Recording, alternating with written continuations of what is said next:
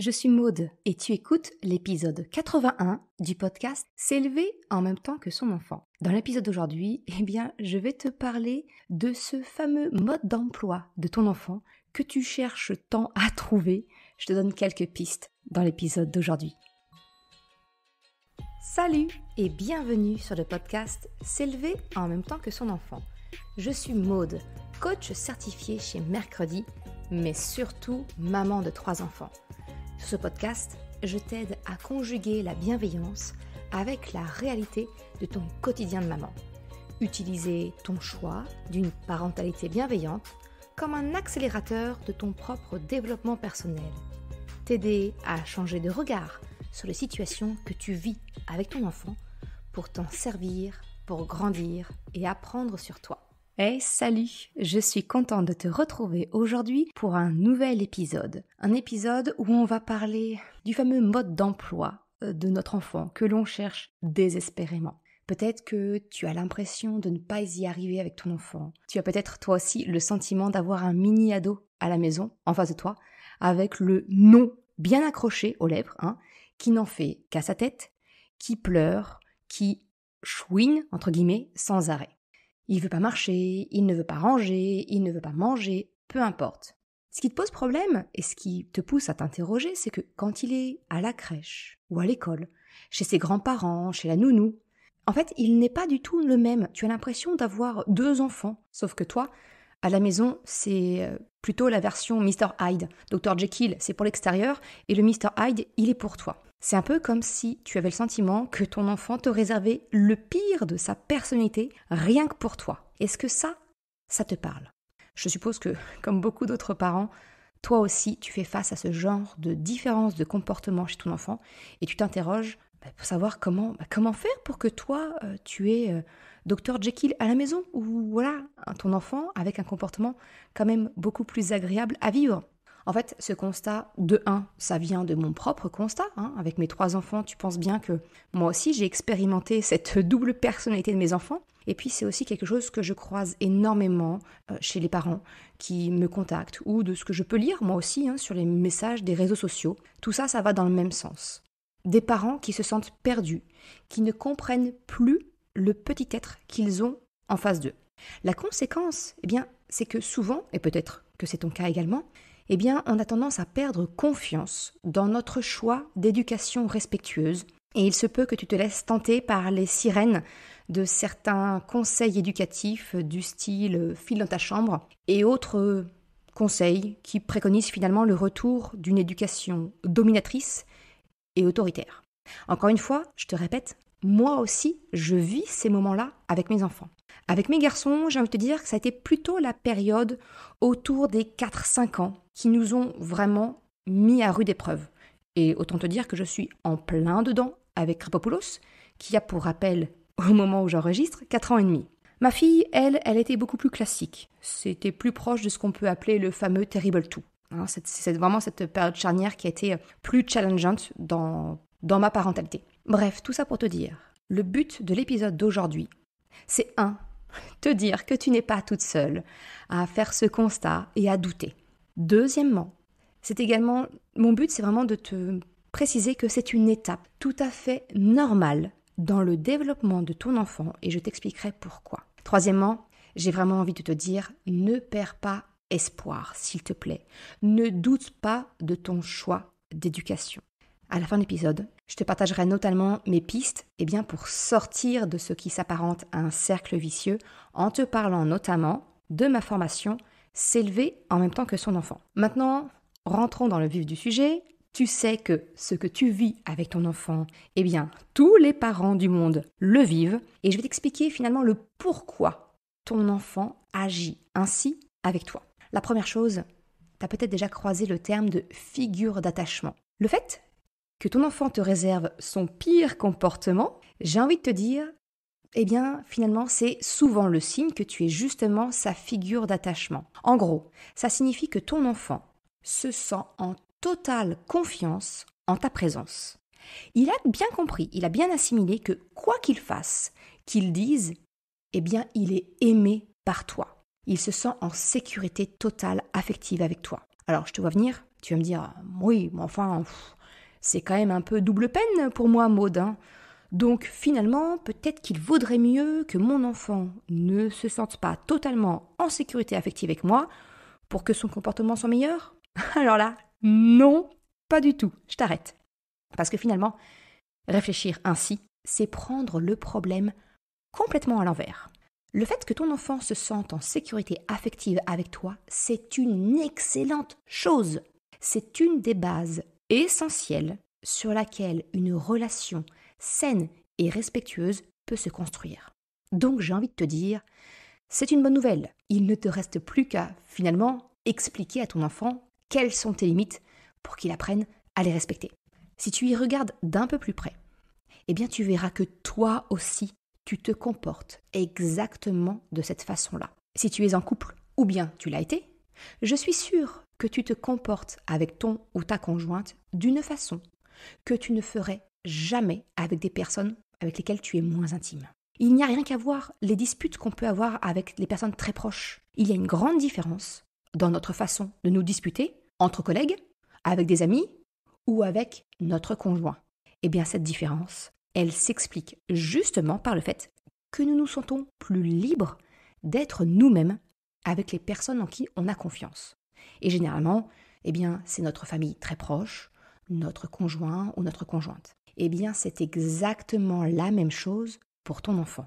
Avec toi, il s'autorise d'être complètement lui-même, même dans ces fameuses zones d'ombre, les parties de sa personnalité qui sont moins socialement acceptables. L'autre point qui peut expliquer cette différence finalement de comportement de ton enfant, eh bien ça va être ton cadre éducatif. Quand tu doutes, quand tu te mets inconsciemment à tanguer entre deux extrêmes face au comportement de ton enfant, eh bien tu vas peut-être durcir, tu vas te mettre en mode répression et tu bascules sans t'en rendre compte dans une parentalité plus autoritaire et dominante, jusqu'à ce que tu t'en rendes compte et que tu cherches alors à compenser. En pensant revenir à la bienveillance, eh bien à ce moment-là, tu as souvent tendance à flirter avec le laxisme pour compenser ton sentiment d'avoir été trop dur. Et ça, eh bien ça a de quoi déstabiliser ton enfant qui finalement ne sait plus sur quel pied danser. Et attention, je me rends compte que je peux être un peu culpabilisante dans mes propos. Je te rappelle encore une fois, moi aussi, cela m'arrive. Bien entendu, de moins en moins parce que j'ai quand même pas mal travaillé sur moi, mais j'ai envie de te dire que ce tangage, tout le monde y est confronté. Après, tout dépend de l'ampleur. C'est vraiment sur ça que je t'encourage à travailler. Bref, pour en revenir à mon explication, pour en revenir un petit peu au sujet du jour, c'est un peu comme si ton enfant avait pour parents Dr. Jekyll et Mr. Hyde lui aussi. Ou alors, plutôt, tantôt Bruce Banner, et d'autres fois, eh bien, c'est Hulk qui est aux commandes. Les règles, les interdits peuvent alors pleuvoir. De quoi donner le sentiment à ton enfant, eh bien, qu'il n'a plus rien le droit de faire. Encore une fois, loin de moi de te juger ou de te lancer la pierre.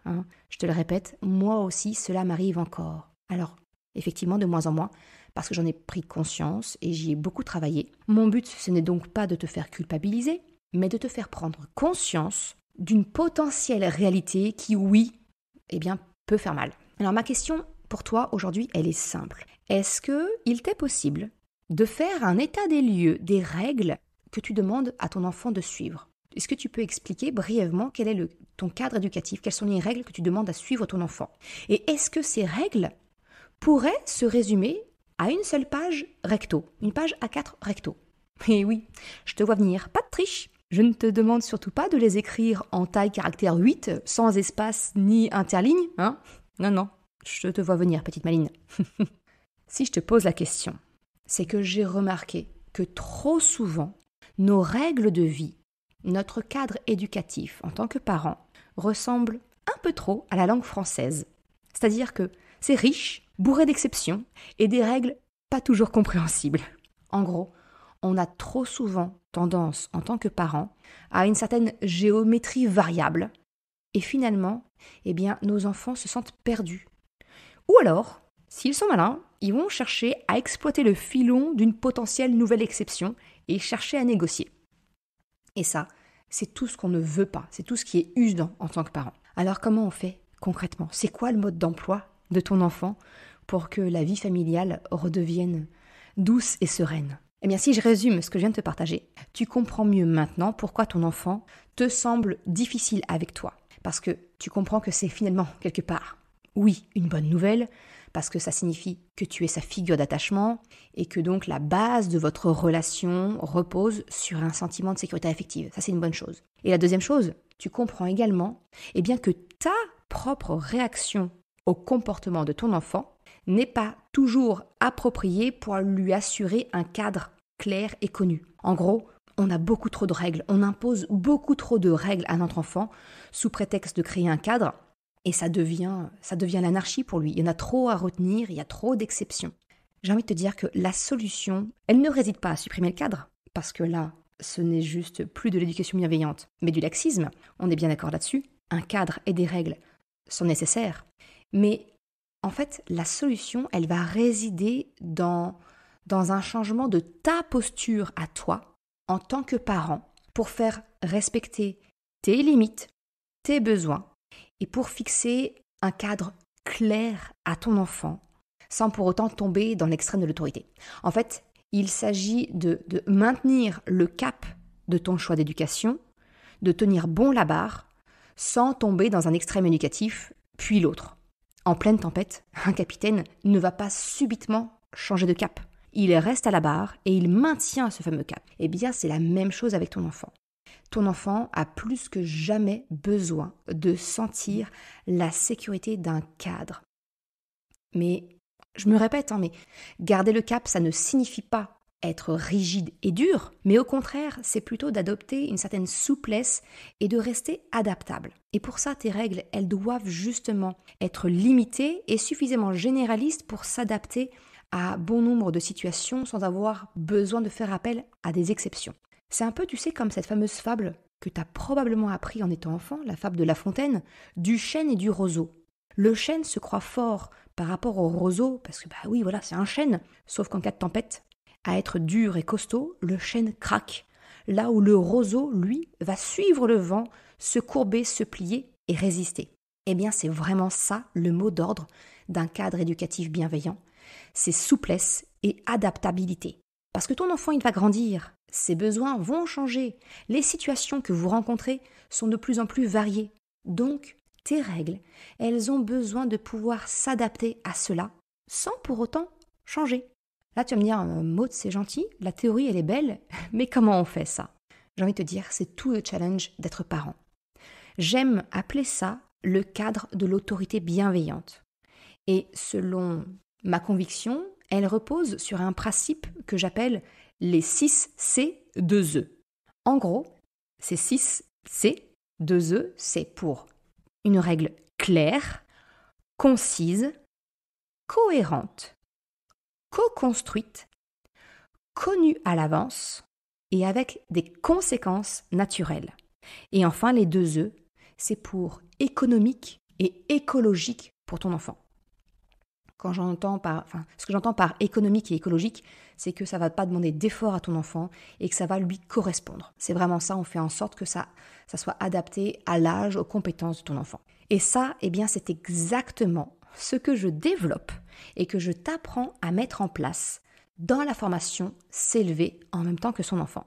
Alors oui, on arrive enfin, j'ai envie de te dire, au moment d'autopromotion. Je sais que c'est pas ce qu'il y a de plus agréable pour toi, mais j'ai vraiment envie de t'expliquer que au-delà de ce que je te propose gratuitement sur le podcast, effectivement, je vends les formations pour me permettre de financer et de pouvoir continuer de faire ce podcast gratuit. Et S'élever en même temps que son enfant, la formation, elle va vraiment beaucoup plus loin que ce que je te propose aujourd'hui dans le podcast privé.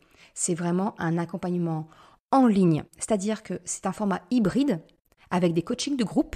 Donc tu peux faire appel à moi et je suis disponible pour répondre à tes questions. Mais c'est également une formation en autonomie totale parce que tu vas suivre les différentes capsules audio avec un podcast privé. C'est aussi facile, j'ai envie de te dire, que le podcast que tu es en train d'écouter là maintenant parce que tu accèdes à un lien à un podcast privé et tu l'écoutes.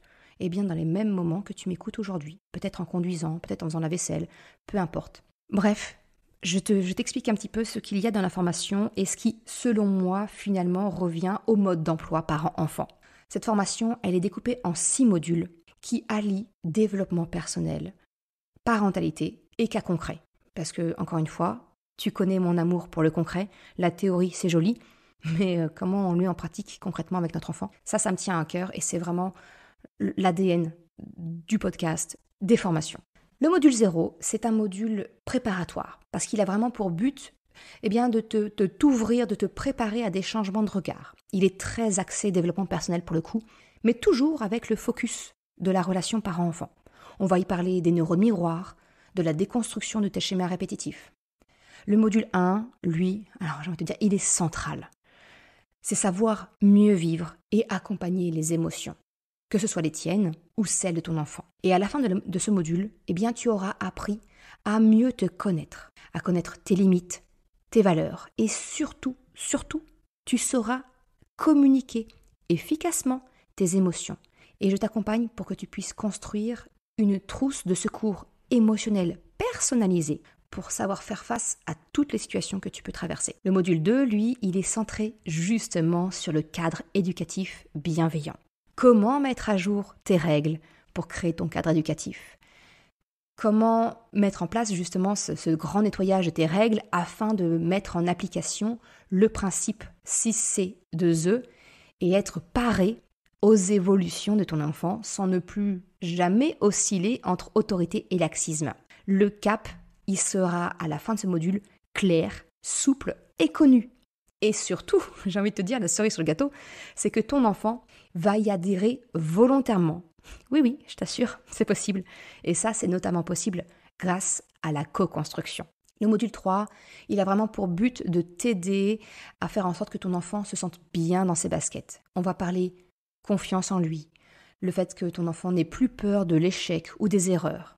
Je te partage toutes mes clés pour permettre à ton enfant de grandir en se sentant en sécurité physique et surtout émotionnelle. Une fois que toutes ces bases-là sont en place, on peut enfin passer au module 4, qui est, j'ai envie de te dire, le Saint Graal qu'on veut tous.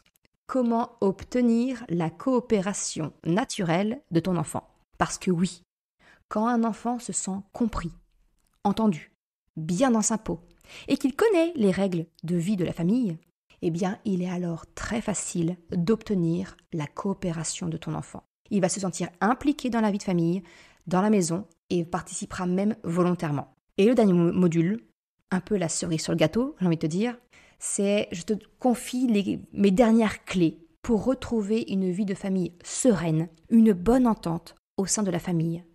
Que ce soit entre les enfants et les parents, mais également entre les enfants, au sein d'une fratrie, si tu as plusieurs enfants.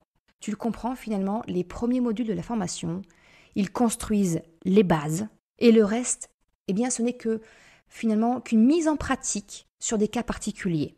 Parce que tu ne peux pas espérer une coopération naturelle ou une bonne entente entre les enfants sans savoir vivre et accompagner les émotions ou sans avoir revu ton cadre éducatif. C'est finalement un peu comme une pyramide relationnelle. Je t'accompagne dans chaque étape en prenant soin de consolider à chaque fois chaque étage. Pour conclure cet épisode, je dirais que finalement, le mode d'emploi de ton enfant, ça se résume à ces différents modules que je propose dans la formation. Déconstruire certains de tes automatismes, de tes réactions, apprendre à te connaître, à communiquer pour devenir l'exemple de ce que tu demandes à ton enfant, fixer un cadre clair et accepté par ton enfant, lui permettre de se sentir en sécurité physique et émotionnelle, acquérir une bonne confiance en lui et lui permettre plus d'autonomie, lui permettre de développer son sentiment d'appartenance à un groupe, à la famille, en pouvant y jouer un rôle actif et l'accompagner dans ses interactions avec les autres, avec toi et avec les autres enfants. Finalement, tout ce que je te partage sur ce podcast, c'est vrai. Mais dans la formation, j'ai simplement créé un fil rouge, un fil conducteur qui t'accompagne progressivement dans tes réflexions et surtout, contrairement au podcast que tu écoutes aujourd'hui, je t'accompagne dans le passage à l'action. Et ça change tout. Si tu désires en savoir plus, tu peux me contacter par mail à maude, M-A-U-D-E, @mercredi.com, MERECREDI, ou bien découvrir la formation sur le site mercredi.com dans l'onglet Formation. Voilà ce que je voulais te partager aujourd'hui sur le mode d'emploi parent-enfant. Effectivement, je te parle de la formation, mais tu comprends les différents piliers qui, pour moi, régissent la relation entre un parent et son enfant et comment faire en sorte qu'effectivement, on puisse retrouver une certaine sérénité dans la famille et se retrouver et partager des moments ensemble. Si tu as la moindre question, n'hésite pas à me contacter, ce sera avec grand plaisir. Merci d'avoir écouté cet épisode jusqu'à la fin. Tu retrouveras les liens mentionnés en description de l'épisode ou bien dans sa retranscription sur le site mercredi.com. Si tu as aimé cet épisode, s'il t'a été utile, je t'invite à le partager, à en parler autour de toi. Ou, si le cœur t'en dit, de me laisser un commentaire et une note de 5 étoiles sur Apple Podcast ou Spotify. Cela me permet de faire connaître le podcast et m'encourage à progresser. Un grand merci à celles et ceux qui prennent le temps de le faire ou de m'envoyer un message privé si leur plateforme d'écoute ne le permet pas. Je te souhaite une excellente journée, après-midi, soirée, quel que soit le moment où tu écoutes et je te dis à la semaine prochaine pour un nouvel épisode. Ciao!